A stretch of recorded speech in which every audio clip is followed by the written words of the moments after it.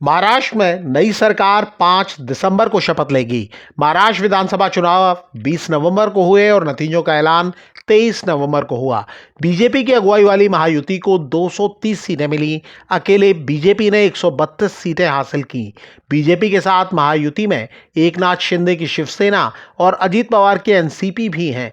चुनाव शिंदे के मुख्यमंत्री रहते लड़े गए और कई मीडिया रिपोर्टों में दावा किया गया है कि शिंदे फिर से सीएम बनना चाहते थे। हालांकि दिल्ली में बीजेपी के सीनियर नेताओं से मुलाकात के पहले शिंदे ने ऐलान किया था कि वो वही करेंगे जो पीएम नरेंद्र मोदी कहेंगे।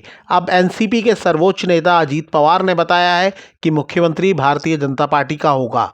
मुख्यमंत्री कौन होगा, इसके बारे में कोई घोषणा नहीं की गई है। महाराष्ट्र बीजेपी के अध्यक्ष चंद्रशेखर बावनकुले ने शपथ ग्रहण की तारीख का ऐलान किया है। एनसीपी नेता अजीत पवार ने महाराष्ट्र की अगली सरकार की सूरत के बारे में जानकारी दी है। अजीत पवार ने दावा किया है कि इस बारे में महायुति की दिल्ली में हुई बैठक में फैसला किया गया। मीडिया रिपोर्टों के मुताबिक अजीत पवार ने बताया कि महायुति में ये सहमति बन गई है कि मुख्यमंत्री भारतीय जनता पार्टी से होंगे। एकनाथ शिंदे की शिवसेना और अजीत पवार की एनसीपी को डिप्टी सीएम का पद मिलेगा।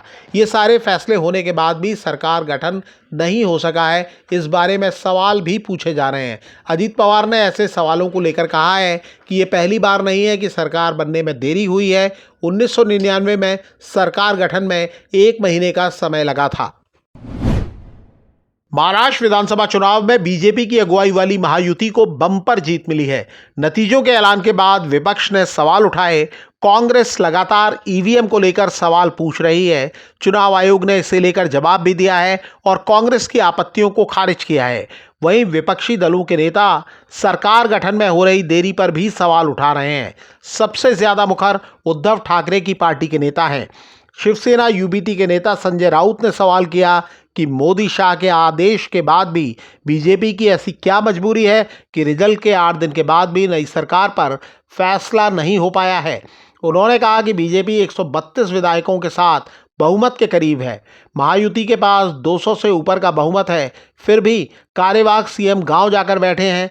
नया सीएम कौन होगा, किसी के पास इसकी जानकारी नहीं है। कारोबारी गौतम अडानी ने कहा है कि हर हमले ने उन्हें मजबूत बनाया है। उन्होंने जयपुर में हुए एक कार्यक्रम में कहा कि यह पहला मौका नहीं है जब उनके सामने चुनौतियां खड़ी हों। उन्होंने पहले भी ऐसी चुनौतियों का सामना किया है। अडानी समूह हाल में अमेरिका में लगे आरोपों को लेकर चर्चा में रहा है। अडानी समूह ने इन आरोपों को खारिज किया है। गौतम अडानी ने कहा कि रास्ते में आई हर बाधा उनकी सफलता की सीढ़ी बनी है। उन्होंने कहा कि सपने जितने बड़े होते हैं, दुनिया उतनी ज़्यादा परीक्षा लेती है। गौतम अडानी ने कहा कि चुनौतियों ने उन्हें ये भरोसा दिया कि हर गिरावट के बाद वो और मजबूत तरीके से ऊपर उठेंगे।